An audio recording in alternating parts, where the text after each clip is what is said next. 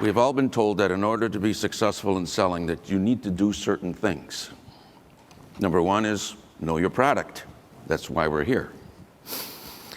More importantly, learn how to translate the features of your products into benefits. Sell the benefits. The customer doesn't care about the features. He only cares about the benefits he's going to receive. Know your customers. What do they do? Who are they? Along the story of knowing your customers, there's a story about this fellow driving down the road, and he zips into this parking lot, is double parked, jumps out of the car, goes into the building, and he says to the guy, "I'm in a big hurry, I'm double parked." He said, "I need a Polish wedding cake." He said, "I need 3 dozen gołąbkis and 2 garage keys, and make it fast because I'm double parked." The guy said, "Oh, are you Polish?" He said, "Yeah, how can you tell?" He said, "Because this is a hardware store." Right? So obviously he was in the wrong place. Now, another thing we are taught is find out who the decision maker is at each individual customer that you're working with. I'm sure some of the young guys, I know I did it when I was starting. You're calling on a customer, you think you're working with the right guy. He's an engineer, he's got drawings in front of you, and you're talking about a part or something like that. Ask for a time study. You come back a week later with the time study, and as you walk in, you say, "What's that truck doing out in the back with that new machine on it?" "Oh," he says, "management bought that." Management? Why am I wasting my time with you when management is deciding what to buy? So who is the right decision maker? It's very important. Know your competition. The problem is often we're tending to badmouth the competition to the customer to make us look better. And that's the worst thing you can do, because the customer will, it's human nature, will just defend the competitor because the competitor's not there to defend himself. So you go down a notch or two in the way he perceives you when you are badmouthing the competition. Another thing in the way you speak. The worst thing you can say to a customer when you're in the throes of things is, "Well, let me be honest about this to you," right? Now, isn't that exciting? If somebody says that to you, "Let me be honest," does that mean everything I told you before then was just BS? So think about that before you open your yap. Know your industry. Well, that's a given, right? You got to know that. To know how to handle price objections.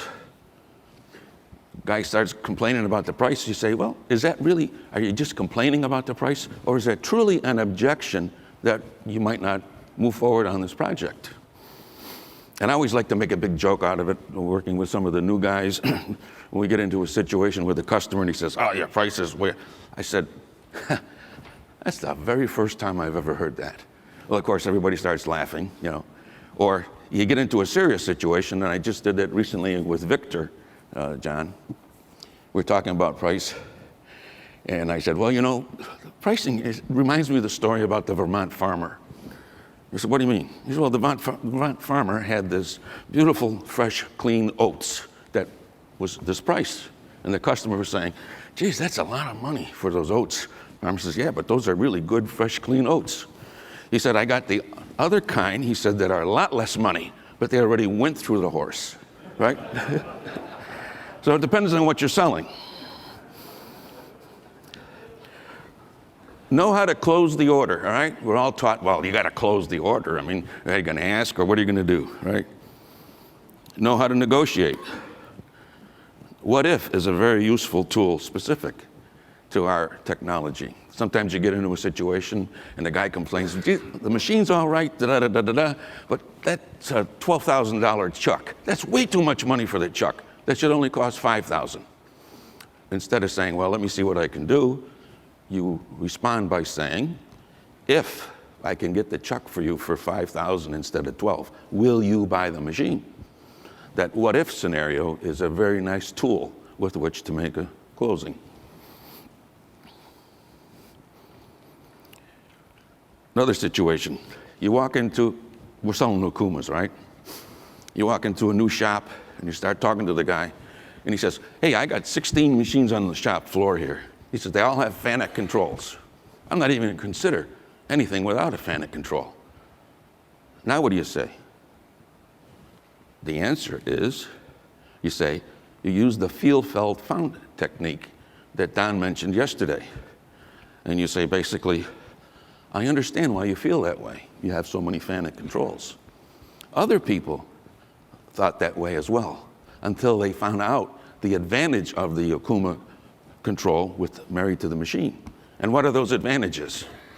Well, if you're new at this, have them on a 3x5 card in your pocket so you can articulate about 12 different advantages to the guy. You're not arguing with him, you're helping him understand the differences and why he should seriously consider. That's a good thing to remember. One of my favorite ones was, over the years working with the Morris Group, I go to see somebody and the guy would say, I'm never going to buy a machine from Morris. My father, who used to run this shop, complained years ago the salesman that worked for Morris sold him something and screwed him. He said, we're never going to buy from you. Well, how do you handle that? Simple way is to say to the customer, did you ever have a person that worked for you that really offended one of your customers and hurt your relationship? He says, yeah. Well, what did you do with that guy? We fired his ass. That's exactly what we did to the guy you're complaining about. So just get it off the table and move forward to the next one. Selling. Brad likes me to talk about this, the 3 C's. What the hell are the 3 C's? Cold calls, cultivating calls, closing calls. Why do we need to do those 3 of them? It's pretty simple. When business is good like it is now and you're just closing orders, okay? After you close all that you have, what are you going to do next? Well, if you don't have the pipeline filled up with cold calls that have already been established, that have turned to cultivating calls, you need to have a balance. That's important. Ask for references. Let's just digress for a minute here about selling and talk about it. Everyone in this room is a salesperson. Is that true? Okay. So why do we do it? Why do you want to be a salesman? I remember when I first graduated from school, I have a mechanical engineering degree. I was working at a machine tool company in R&D. I took an interview after 2 or 3 years because I wasn't really enjoying the R&D agenda, to another company for an R&D job. And the guy that interviewed me said, you know, we'd hire you, but I think you would still not be satisfied doing the R&D work. You might want to seriously consider being a salesman. I had an engineering degree. Salesman. And I remember what Woody Allen used to say about salesmen. They're one step above a child molester, right? So I didn't want to get into that field. But here I am.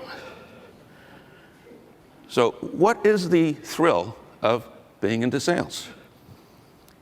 Is it nice to take a big fat commission check to the bank?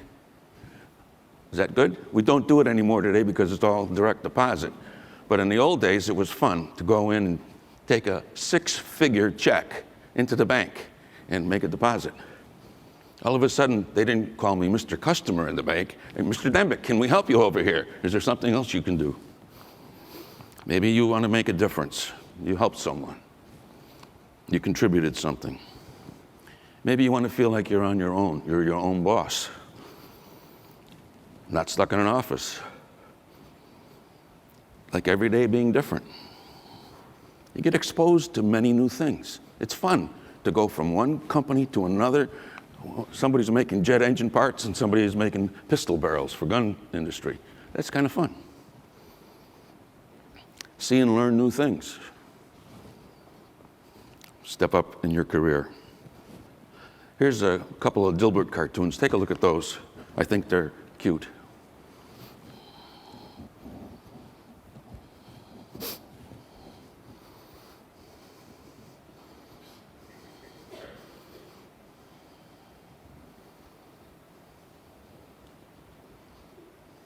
This one, I always loved to compete against the Millicron, Cincinnati Millicron people years ago. They're not in business so much anymore, but all their salesmen were paid a salary. So they didn't give a crap if they won the order or didn't win the order. It was like eating their lunch. Can we do the next one? Okay, this is cute.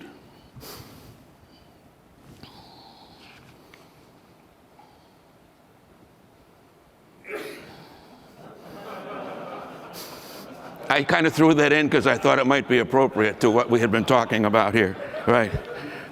At first I wasn't going to put it in there, but then I asked Aaron, he said, oh yeah, do it. He said, the guys would like that.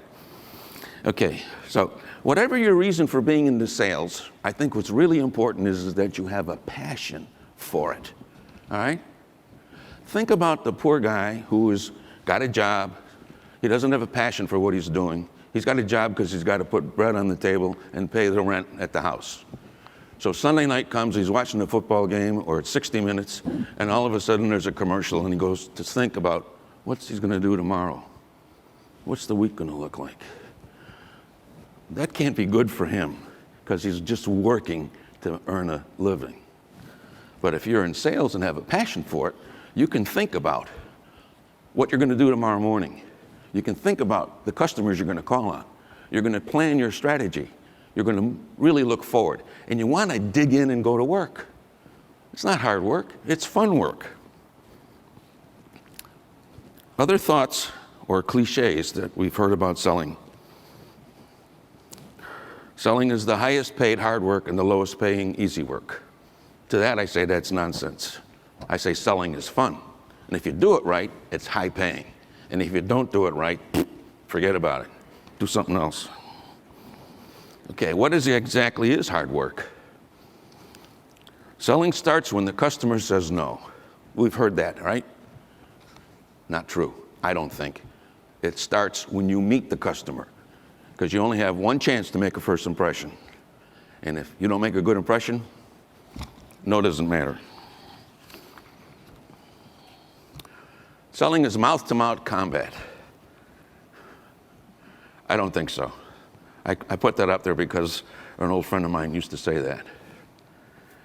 Keep trying until you find something that works. No. You better have a plan. Okay? What's the next one we have here? Don't take no for an answer. Never take no for an answer. Okay? I have a couple of examples of that, but one in particular. Smith & Wesson, when I started calling on Smith & Wesson, they were essentially a Mazak house. They had all sorts of Mazak machining centers. And I had worked up an arrangement with one of their top engineers to have them try an Okuma for 90 days. And if they liked it, they would rent it for 90 days, and if they liked it, they could keep it. So the engineer went on vacation, the thing was going through management, they got it signed off, and I get a phone call from the purchasing manager. And he says, Tom, sorry, bad news. I said, what's the matter? He said, well, you know, that Okuma that we've been talking about, he said, I talked, he said, to the shop people, and they got 8 Mazaks in that department. They don't want a different machine. I said, well, what could you do? You just roll over and say, I said, no. Show the cartoon. I sent him this cartoon with a note basically saying, you ain't never going to know how good an Okuma is until you try it. Day after he got this, I got a phone call from the same purchasing manager, Jeff Ludy. I don't know if you remember him, Craig. He said, Tom, that cartoon was terrific. He said, I showed it to our guys. And he said, the shop superintendent went, well, all right, I guess we'll try it. So I was able to turn it around. Okay. It's one thing to say, don't take no for an answer, but you better have an idea of how to maneuver around that. And this was useful. They now have, I don't know, how many, Travis, how many Okumas they have? 60? At least? Something like that? Okay. Now, this is very important. This is the heart of my presentation to you people. We're talking about how to sell, learn how to sell. I say maybe. Yeah, we need to know how to sell. But more importantly, you need to understand why people buy. That's the opposite end. Instead of looking at the telescope one way, turn it around the other way and see the real scene that you want to see. Why do customers buy? Why do they buy machine tools for their business? They perceive that they have a need. Two major reasons could possibly be: fix a problem. They want to find a solution to a perceived problem that they have on their shop floor. Or they want to obtain a desired result. Maybe they need more capacity. Maybe they're trying to get new work. Maybe they're got outdated technology. Whatever it is. The guy is not interested in buying a machine. What he's interested in is he's wanting to obtain the item that will solve his problem or take care of the result that he's trying to get. So what does he do? All of a sudden, the customer realizes he has this requirement. So he goes out and he looks around and he finds maybe 3 different machine tools on the market that'll handle what he's looking for. 3 different salesmen, 3 different companies. What does he do? This picture is up here for a particular reason. That's a picture of Bob Morris, the man in the suit on the left with his hands up. How many of you guys here knew Bob Morris? Okay, just a handful. Bob and his wife, Lee's mom and dad, started the business in 1941. And Bob was a real crackerjack of a guy. He really knew how to sell. One of the favorite stories I remember about hearing about Bob was during the middle of World War II, right after he just started his business, he had an application at Pratt & Whitney to sell them 141 Axelson lathes. Those are big flatbed lathes for doing engine components. And they got it approved, and Bob went in to see the purchasing guy to get the order. And the guy's getting ready to sign the order to Bob, and Bob says to him, "Excuse me," he said, "could you make it 144? I never sold a gross of lathes before." And the guy smiled and said, "Yeah, I guess we could use the 3 extra machines." And Bob got an order for 3 more machines, right? So if you knew Bob, you had to look up to him, because here was a guy that really knew how to make things happen. So Bob told me right after I started with the company, he said, "Tom, a customer will always buy from his friend if all things are equal. Make your customer your friend. You think we're in the machine tool business? We're really in the customer satisfying business. That's key." The other thing that he told me was, we don't sell machine tools. We sell machine tools for a profit, right? That's what's going to keep the door open. So the question then becomes one of, how do you turn a customer into a friend? Well, you get to know them. Now here's a cute story about, and this has probably happened to everybody in the room. You meet a new person, he looks intelligent, he's interesting to talk to, and he starts off and he's telling you all about himself. I know this person, I play this golf game, I hunt these animals, and blah, blah, blah. He's building himself up, he's an egomaniac, and he's going on and on and on and on about how important he is. So for 20 minutes, he's got you captured, and you're listening to all his BS about himself. And finally, he realizes that he's dominated the conversation. And he says, "Oh, geez, I'm sorry." He said, "I've taken all this time to tell you about myself. Let's talk about you. I want to know about you." And he says, "What do you think about me?" Right? You get that one, right? Okay? Now, is that the kind of a guy that's going to turn a customer into a friend? I don't think so, right? So why do we need to do this, turn a customer into a friend? Number one, because people don't just buy things. They buy things from people they like, people they trust, people they believe will help them when help is needed, people they can count on. A couple more stories. I had a customer one time, and very good relationship with him. And he had a problem trying to figure out what machine he should buy. Should he buy 2 of this or 1 of that and 1 of this and so on? I sat in his office and we went round and round and round and round. And finally he looked at me and he said, Tom, what should we do? You know what that made me feel like? I wasn't a salesman anymore. I was his friend. I was going to help him. He trusted me with my advice. That was huge. That's the kind of relationship you want to have with your customers. Another story, and this one was really appropriate. I had a customer one time, he had a lot of Okuma lathes, and he called me up one time and he said, Tom, he said, I need another Okuma lathe. He said, come down this afternoon, bring your price book, give me the deliveries, and well, we got to sit this and figure this out. So I went in to see him, and we're going over the brochures and the models and what size machine he wanted and the prices and the deliveries. And the receptionist says, excuse me, Mr. So-and-so, there's a salesman out, machine tool salesman out in the lobby. He said he wants to talk to you. He understands you're looking for a lathe. My friend, customer, says, excuse me, Tom. He got up and he walked around the corner where the lobby was. So I'm still sitting here. The lobby is like right here by the podium, okay? And I'm listening to everything that's being said. The salesman was Joe Katzbach. You guys might remember him, okay? Joe says to my customer, geez, I heard through the grapevine, he says, that you might be interested in a lathe. And the customer said, who told you that? You know, we're doing okay, but we're not buying anything. He said, well, it's one of the tooling people that, you know, you sell, that you buy inserts from, and said you're very busy and likely to want to be buying another machine. No, we're not interested in the machine. He said, well, I have these I can give you the catalogs and you know, if you'd like, you can review them, and if you're interested, give me a call. And the customer said, yeah, sure, give me the catalogs. So he took the catalogs, got the guy's business card, Joe's business card. Joe said, thank you very much, walked out the door. My customer came back in the room, took those brochures right into the trash, sat down and said, now, God damn it, how fast can I get that lathe?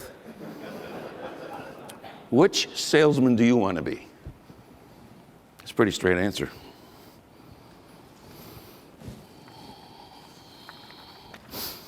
So how do you develop that relationship to become his friend?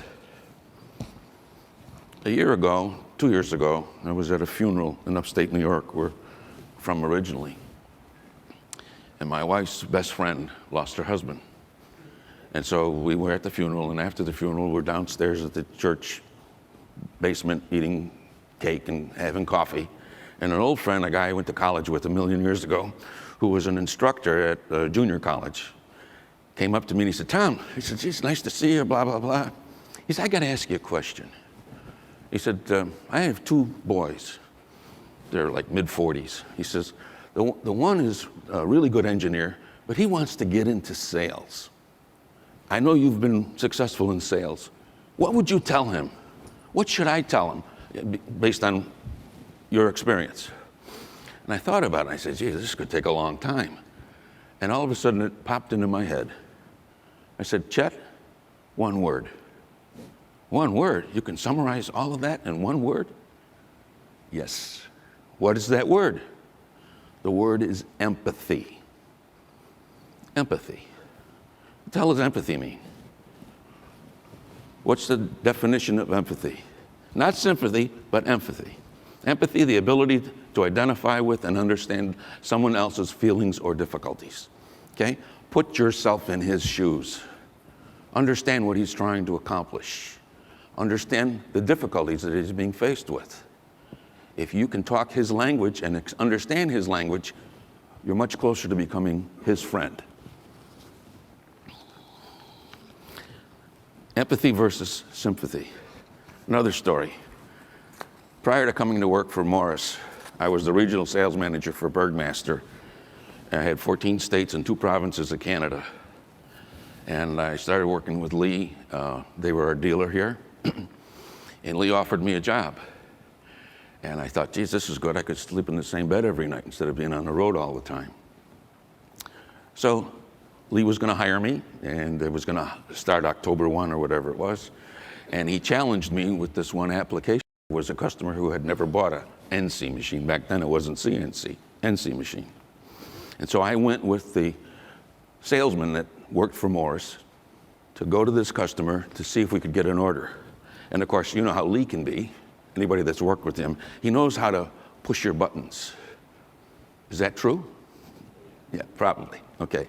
So he challenged me off to the side. He said, you know, if you were any good at being able to sell, you could get that order. So, okay. So I went with Roger. Roger was the salesman for Morris. We went to this customer. He had a perfect application. He had these complex machine kinds of parts. They were little frames for sewing machines or something. And he was doing them on Bridgeports and all sorts of stuff. Any NC machine would have been an ideal machine. So we sat down and we're going through it and throwing, and I was beating this guy up pretty good. And finally, he said, all right. You convinced me. I'm going to buy the machine. Okay. I said, that's terrific. And besides that, after you get the first one in, 6 months from now, you'll have a second one. Yeah, all right. So he's getting the girl to write a purchase order, and the salesman from Robert E. Morse, Roger, says, yeah, but Lou, are you sure? Now, all right, wasn't that special? Okay? That's sympathy, not empathy. That's sympathy. He had sympathy because he thought I was badgering this poor guy into buying the new machine. I was so proud to come back with that order and the deposit check. And it wasn't 6 months later, it was about a year later he bought the second one.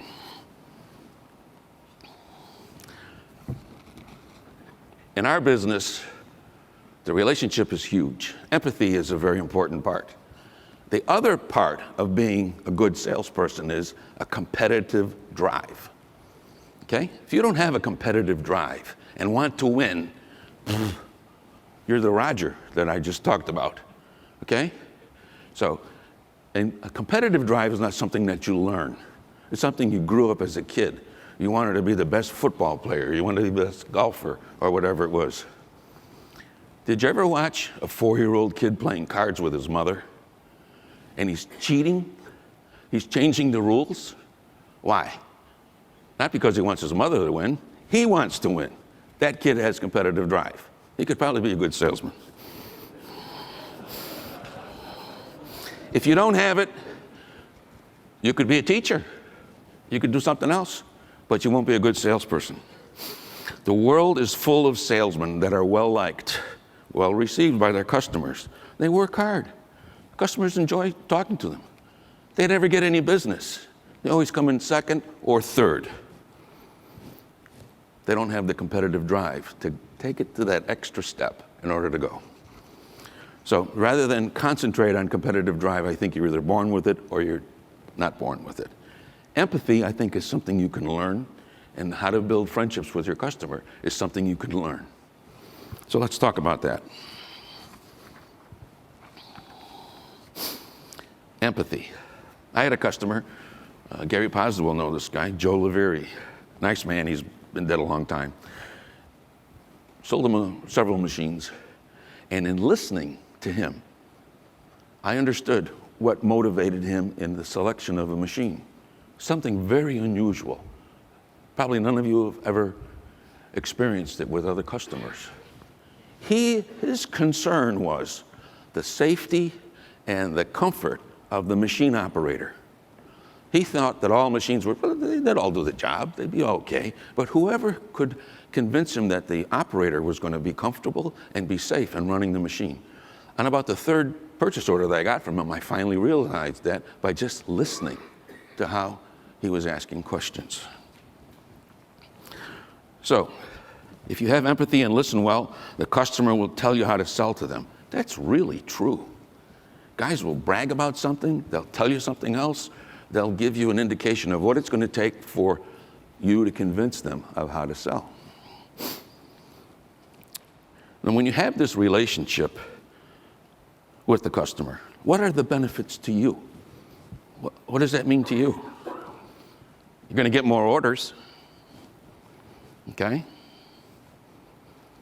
You get first crack at any new project because he's going to call you, you're his friend. Did I say you'll make more money? Is that important? The customer will give you references to other potential customers because you're his friend and you helped them. Did I say you'll get more orders? Yeah, I think that's important. Here's a really significant one. If he really considers you his friend, he'll want to throw up before he picks up the phone to say, Tom, geez, I'm sorry. We're going to buy the other machine because. He doesn't want to disappoint his friend. He'll disappoint somebody else that's not his friend, but he won't disappoint his friend. I really believe that. You'll be hard to say no to. Oh, this thing keeps appearing. You'll make more money. I said that before. Okay. He won't treat you as just another salesman, but rather his go-to guy when he needs something. He'll ask for your advice. He'll continue to buy from you.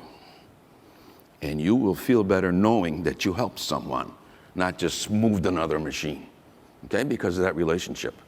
Is that important? Human relations? I think it is. So how do we make this work? Okay? I'm pretty set on this idea. Listen. You got one of these, one mouth, right? How many ears? 2 ears, right? Use them proportionately. Did I say that right? Shut up and listen. Show understanding. That's the empathy part.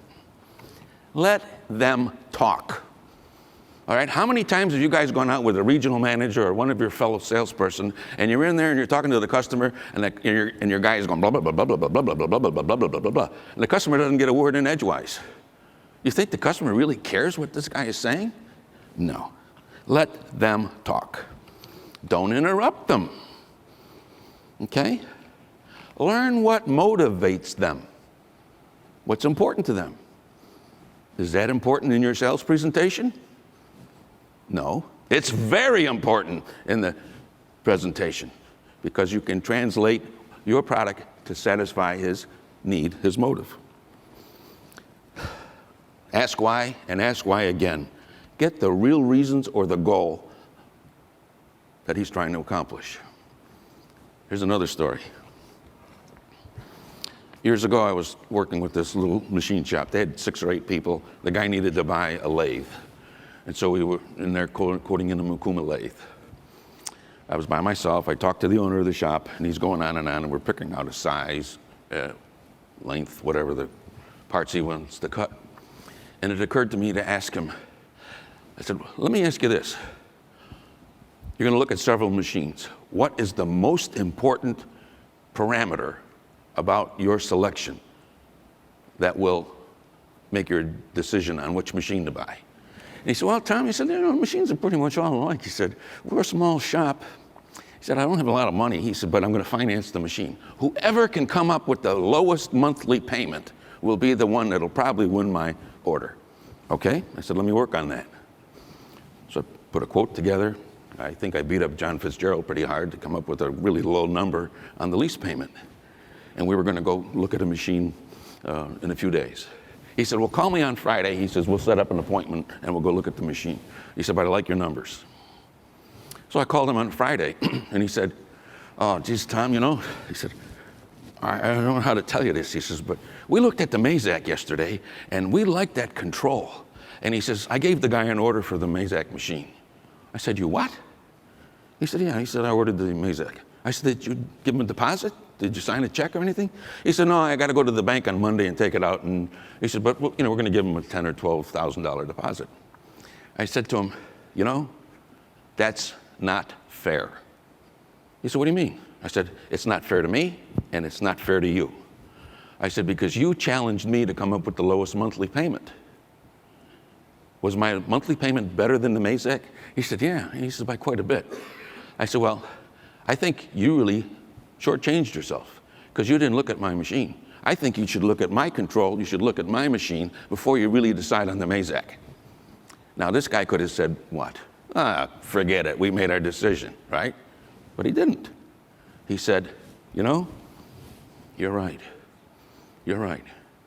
I said, I can pick you up later this morning, and take it to the shop, and we could look at the Okuma control and the Okuma machine. I said, I think you'll really be impressed with what we have. Okay. I drove over, picked him up, took him out to the place that afternoon. Boy, you're right, Tom. That Okuma control, that's really something. And the price, yep.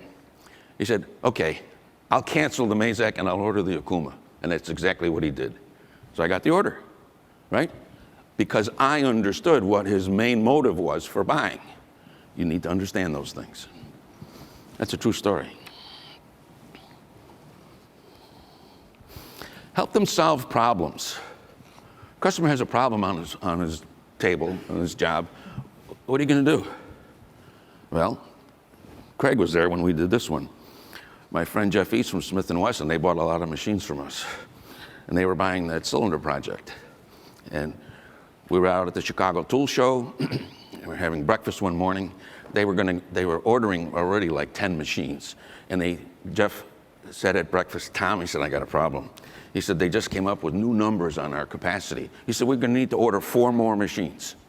He said, but I don't have the money in the budget for the deposit money that you need in order to get these things going. I said, oh, geez, Jeff, well, let's think about that. Maybe it's something we could do. So we went over to the tool show. We sat down at the conference table, and I turned to Craig. There were like 6 or 8 people from Smith & Wesson, myself, and a few other people. And I said to Craig, I said, hey, Craig, have we invoiced them for the deposit on those first 10 machines? He called the office and said, no, they're typing it up, but they haven't sent it out yet. So I turned to Jeff, and I said, great. You're all set. He said, what do you mean?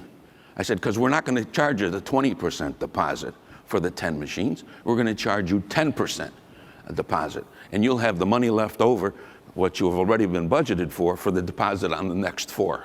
He never asked me for that, but I offered it. And he was thrilled because I took that big problem off his table. Okay? Use your head. Another one. Here's a picture of a sailboat. Ron Fenner knows this gentleman. He was working with a group of people up at New Departure in Bristol to buy some 4 or 5 Okuma lathes and machining centers. And we were all set to go look at an installation and look at some machines. I get a call from this customer in the morning. He says, Tom, he says, we can't go. I can't go. He said, I got my new sailboat. It's in Rhode Island. He said, that big storm is coming up the coast. He says, I got to go to the boat. And he says, I got to tie it all down and make sure that it's going to be lashed okay and I won't have any damage to the boat. So I was disappointed because I was hoping to take him to look at some machines. So what did I say? I said, I understand. Do you need any help? Huh? I said, do you need any help? I'll go with you. You do that? You bet.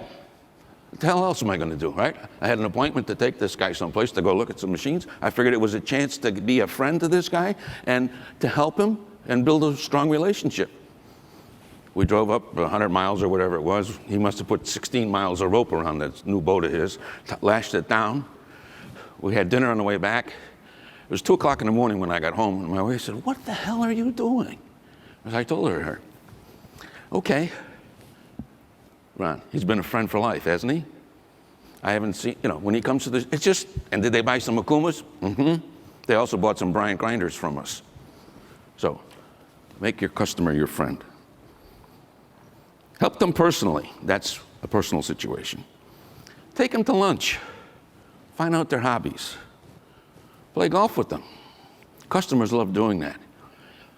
Over the years, Bob was helpful in this. Bob Morris was helpful when I started.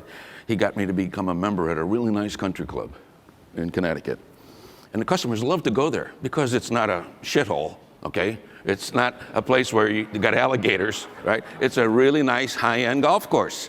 And so when I take them there, Jesus, we don't even talk about business, okay? We just talk about golf and what they're thrilling or having fun. We get the ball game tickets for the Red Sox and so on. Use the damn things. Don't let management use it. They're just pissing no time away. Take customers.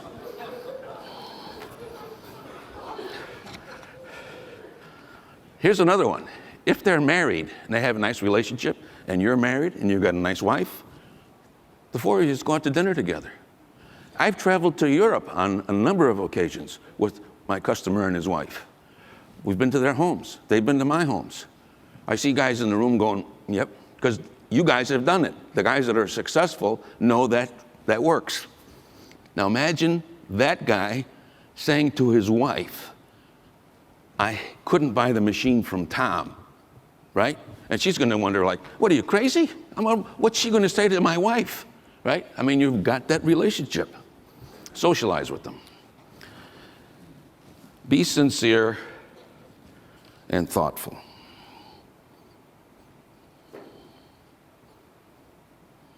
Be someone that they'll want to spend time with. There was a guy years ago, Ken Ayers is his name, I haven't seen him forever. He worked at Atlantic Aerospace, and they were good potential for some Okuma machines, which eventually they bought. But I couldn't get to talk to the right people, but I could get to talk to him, and I developed a friendship with him. I'd go to lunch with him maybe once every 3 or 4 weeks, and we'd sit and talk and go over a whole bunch of stuff. And one day I got a phone call from him. He said, hey, Tom, he said, I never told you this. He says, but I moonlight at night, and I help this job shop across town. I program their machines for them. They got some Monarchs and some other stuff. He said, they're thinking about buying a CNC lathe. I told them about you. They want to see you because they're interested in learning more about the Okuma product. Whew. Was that a nice introduction? I went in to see those people. I sold them a machine. That's the same customer I talked about earlier who said, how fast can I get that lathe? There's two shops there. I must have sold them 50, 60 machines over my tenure with them. That's how I got started with them. Somebody would have said, why are you going out to lunch with him? They haven't bought anything, all right? Because I recognized that there was some potential with him. Not knowing about the job shop thing, but where he worked before at Atlantic. Eventually I did sell him a bunch of stuff at Atlantic. So be friendly with them. Be trustworthy. Do what you say and say what you do. Always be on time. Under-promise and over-deliver. How many times have you guys heard that? Right? What's the worst thing you can do? Make a commitment and then fall flat on your face. All you did was embarrass yourself and embarrass your company. If you under-promise and over-deliver, you're a hero. It's common sense. Learn from them. Make them feel important.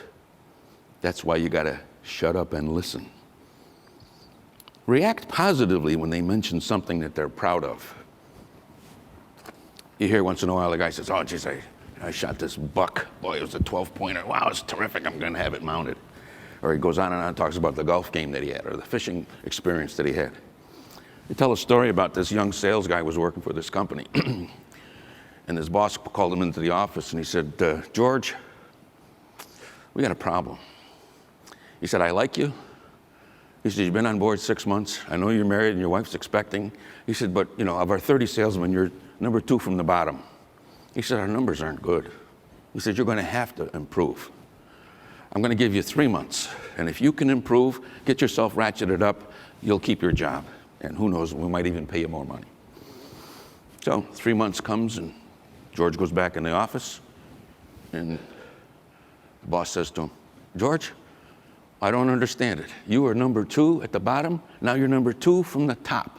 He said, a complete turnaround. What would you do, change your sales presentation? How you react to a customer? What's going on? And he said, well, to be honest with you, boss, he said, you know how sometimes when a customer says he shot that big buck or I played a great golf game and all that? He said, when I hear that now, he said, I use the word, that's fantastic. That's fantastic. And the boss says, well, what'd you used to say? Bullshit.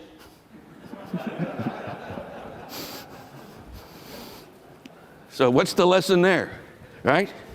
Make the guy feel important. Be a resource to them, not a teacher. Nobody wants to be told stuff as a teacher to a kid, but be a source of information for them. That's very helpful. Never brag or show off. All right, so the young salesman goes out and he gets his nice big order and he goes out and he buys himself a new car or gets a fancy Rolex watch. And then he shows up and and the guy says, oh, that's a nice watch. Oh yeah, geez, I was able to buy it with the commission I made. Boom, shoot yourself in the mouth, right? You don't do that, okay? You wear that Rolex watch at a party, but not in front of the customer. Use your brain. Remember, you don't always have to be selling your product. Tony and Erie bought a lot of machines from us. We used to take them out to lunch. We went out to dinner with the wives and all that. And one time we were sitting having a few drinks after work, and we were just talking. And he opened up a little bit. He said, you know, Tom, he said, you're different. So what do you mean I'm different? I'm shorter, taller? What are you talking about, different? He said, well, you're different. He said, you know, we get together and we talk. You're not always pounding me about machinery or asking me questions about what's going on in the shop. He said, it's fun to be with you. I thought, I took that as a real compliment. I was his friend. We talk about retiring, we talk about going to Florida and all this stuff. Took him golfing, etc. If you listen carefully, the customer will tell you how to sell to him. I had an experience one time. Got a call from him. We were working on that big project for the camshafts. He said, Tom, I got to see you. I said, okay, let's have lunch. Where do you want to go have lunch? Nowhere's near the shop. He said he picked out a town 30 miles away. I said, oh, really? Okay, I'll meet you there. So we go, meet in the parking lot. We walk into the restaurant. And back then we used to wear sport jackets and so on. We don't do that today. So we walk into the restaurant and the girl says, where do you want to sit? And Tony goes, way over there in the corner, you know, where it's dark. Okay, so off we go. And I'm thinking, what the hell is this all about? Was he going to shoot me or is he going to retire? I don't know what's going on. I knew we had this big project in the works. So we sit down and he sits down with his back to the front. So people wouldn't know it was him if they walked in. And I'm sitting at the other side. And he says, I'm going to show you something. Reaches in his pocket, pulls out an envelope, opens up the envelope, hands it to me. And I look at it. I said, Tony, you got to be kidding me. It's the Morisiki quote, the whole freaking quote on their stationery, signed by their salesman, describing exactly what they were going to do on that big project and the pricing. I said, Tony, why are you doing this? Why are you showing me this? He said, don't you understand? I want to buy the stuff from you, but this is what I'm faced with, trying to convince our managements to spend the money that you are asking for. I'm not going to give you a copy of the quote. You can write down anything you want, but you got to go back to your people and come up with a better pricing situation. Did it help that I had a relationship with this guy? Of course not. Pretty obvious. How many machines did we put in there? A boatload. Okay. And when your customer is your friend, you can ask him questions about his business and he won't take offense. By that I mean, you can walk through the shop and you can say, geez, you know, you bought that Monarch or that whatever machine it was 5 years ago. What do you like about it? What don't you like about it? Why did you buy it? Okay? And they'll share some of their innermost thoughts with you. Does that help you in your projects with them? You bet. So what else can you do besides getting to be a friend to your customer to become a better salesperson? How about practice, practice, practice? We've heard that before, right? What does that mean? Well, here's a situation. Maybe you've heard this story about the wood choppers event. The contestants, they have these big log and they stand like this and they got an axe and they're chop, chop, chop, chop, chop, chop, chop. And the other guy's doing the same thing. And whoever splits the log in half, he's the winner. So, bell goes off, a big crowd of people are watching. These guys are pounding away with that axe. 10 minutes into it, 15 minutes into it, they're sweating like pigs. The one guy stops. He goes and sits down. And people say, what the hell's he doing? The other guy's going to win. He's chopping away. Somebody says, no, he's not taking a rest. He's sharpening his axe. 2 minutes later, he gets up and he beats the other guy hands down. Why? He had the right tool. He had sharpened his tools. That's kind of a simple way of saying practice. Enjoy what you do and do it right.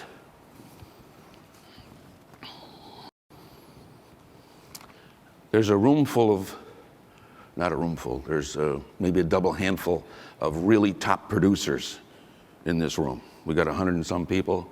There are people that are at the top of their class and have been for a long time. You young guys, go to them. Ask them to help you. They'll mentor you. I do that now with some of the younger guys in the Farmington office. There's a slip. I live in Farmington, that's a mistake. Anyhow, ask what works for them, learn from them. Remember, if it's to be, it's up to me. What the hell does that mean? You are responsible for getting the order. You are responsible if you lose the order. Not management, not the builder, you are responsible. If it's to be, it's up to me. You have to have the wherewithal, the intelligence to figure out the maze of issues and work your way around all of that stuff and earn the customer's order. It's up to you. You can't just go home and oh, we lost the order. I couldn't believe that regional manager from XYZ company, he embarrassed us in front of the, no. And don't take the jerk in with you, all right? Bring somebody else that will help you get the order, not somebody that'll destroy your ability to get the order. Here's another thing that I think is very important. The quotes that we submit to the customers, okay? If you do it right, you've learned from the customer there is reasons for wanting to buy something. So now you prepare a quote. Don't give them a goddamn Chinese menu, okay? Well, this is the machine that supplies this, no. You put a cover letter on it, and not the one bullshit cover letter that we use, like why buy from Morris, all right? That's a good one. That's a good one, all right? More importantly, is that generic to the customer? No. All it does is beat Morris's chest. We got X number of servicemen, we got all this, blah, blah, blah, blah. The customer, that's all right. What the customer wants to know is that he's told you this is what he's trying to accomplish, and you articulated it in the cover letter, and then you've provided him with the pricing, all right? That solidifies the understanding of what he's trying to accomplish. If you don't do that, you're stupid, okay? That's true, I believe that. Here's another thing. Customer has given you an order. He's going to spend, whether it's 100 grand for a small shop or $1 million for a big shop, all right? So what do we do with that? We take that order, it goes through our contracts, and we send out an O/A, order acknowledgement. BFD, all right? That's important. That's important as far as the details go. What I submit to you is much more important, is that you send the customer a handwritten note or a nicely typed note with your signature on it, and you are confirming to him all the promises that you made while you were trying to get that order. Dear George, as we talked about this, thank you very much for the order. We committed to you that we were going to make sure that this is going to happen. That's not the OA, all right? That's not describing the hardware that he's buying. You are reconfirming why he bought from you. If you're the customer and you get that, wow, that's pretty good. If you're the customer and you get the other thing, maybe you got buyer's remorse. Jesus, did I make the right decision? Will my boss fire me if this doesn't work? Instead, you get that well-written letter from the sales guy that was responsible for getting you to commit. I think that's a huge thing. You need to do that. How about you learn various sales techniques? What does that mean? I've always enjoyed reading about sales situations. You'll remember this guy, Doug Atkins. Okay, Greg and I were working on this project. We were trying to sell them a Trump router. It was a $1.5 million machine. And this guy he'd make Roger Cormier look like not an engineer. This guy asked more questions than even Roger would be able to answer. So I went to Germany to Trump with him and 3 of his underlings. And this guy asked so many million questions, it was like, what are we gonna do next? He's got all these questions. And I had remembered reading someplace about a technique. What technique? The technique was, take all that BS and put it over here and try to translate it into, are you gonna buy the machine or not? So we were sitting in a restaurant one night with Ron Thompson and Atkins and a couple other guys. And he's going on and on about, well, this feature on the machine, and how are you going to handle this? And I'm writing away, you know. So that was question number one, like almost a half a page. And I said, after that first point, if we can satisfy your concern on that, would you buy the machine? He was almost upset with me for asking. I did that with each individual point. There were like 26 points. After each one, I said, if we can satisfy your concern, because if I started to try to address each one of those things, I'd still be there instead of being here, having a good time with you people. So at the end, he finally threw his drink down. He says, God damn it, Tom. Yes, we will buy the machine if you can take care of all these things. So I said, okay, we'll figure it out. Later that night, Ron Thompson and I are in the bar having a beer, and he said, Tom, he said, it was terrific. Ron was so embarrassed with all this nonsense. This guy asked the Trump engineers in front of the vice president of Trump, in this big conference room, this question that was about this long, and as he finished, he closed his eyes and fell asleep, okay? While the engineers from Trump were going to answer the question. That was the kind of guy I was dealing with. We got the order, we made some money on that one. Okay, here's another good thing to do. You all heard the Wall Street Journal, right? Everybody knows that one. I subscribe to that. I also subscribe to Investors Business Daily. I'm not trying to sell newspapers here. What's important about the Investors Business Daily is what you see on the screen. If you see leaders, the picture to the left, it tells you the 10 things that the ultimately successful people believe as a group, what you need to do in order to be successful. I would ask each and every one of you to somehow either pick up a copy of that paper or we can email you that list. Because what it does is, under that list, they pick one of those 10 items and they give you an example of what to do, how to handle a situation. Suggestions. There was a wonderful one recently on negotiating. And when we talked yesterday about negotiating with Don, the article that was in this thing said, just like Don did, most people are afraid of negotiating because they are afraid they're going to fail or they're going to lose too much money or whatever. The article that was in this newspaper explained how to handle it, how to do it correctly, how to feel good about it, how to want to do it, to look forward to the negotiation, because a successful negotiation leads to what? A purchase order, hopefully with some money in it. So I recommend that. Another thing, months after you've had a successful installation, the guy's got his new Okuma lathe in and it's running fine, and you pay a courtesy visit. You don't have your order pad, you don't have any brochures, you're just there as a friend. How's it going? And you walk through the shop. You look at the machine, it's running fine. You say to the customer, Mike, let me ask, don't take offense, I'm just trying to understand this. Why did you buy that machine from us? You know what answer I got one time? He said, because the carbide lasts a long time. What does that mean? Well, to me, it meant the machine has the rigidity. He's cutting aerospace alloys, and his tool life was extraordinary, was excellent. Do you think I ever used that with any other customer? You bet. Walt Rose, years ago when he was running Windsor Manufacturing, he started buying 4-axis lathes. I had an opportunity to sit down with him one time. I said, well, why do you buy 4-axis lathes? He said, Thomas, no-brainer. He said, the 2-axis lathe costs this. The 2-turret lathe, 4-axis, costs a little bit more. I got 2 tools in the cut, I got more tools available to me. It's such a logical thing. It was the right thing to do. But you hear that from a customer, that's much more meaningful when you say to another customer, well, Mr. So-and-so at such and such a place. Bang. Okay? Use your customers as references. Now, this next slide.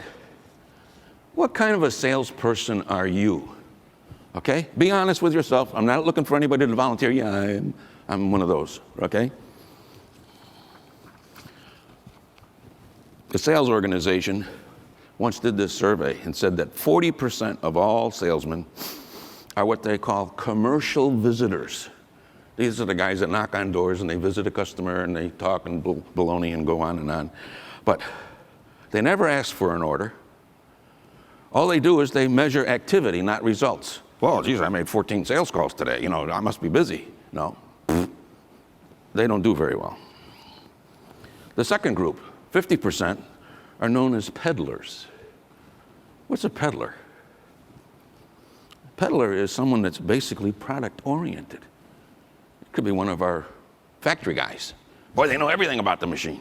And the size of the ball screw, whether it's pre-tension ball screws or what bearings are and such and such and so on and so on. They never translate features into benefits. Again, customers aren't buying features. They're buying benefits to get that item that's going to solve their perceived problem. Oh, and the other thing, planning, that's a four-letter word to them. They don't do any planning. What's interesting to do is to make a sales call with somebody that you're not familiar with, and they want you to go with them and go see somebody. And as you're pulling into the parking lot, you might ask the question, what are we going to accomplish here? What's your plan? What are we trying to get? That guy's not going to be successful. That's a peddler.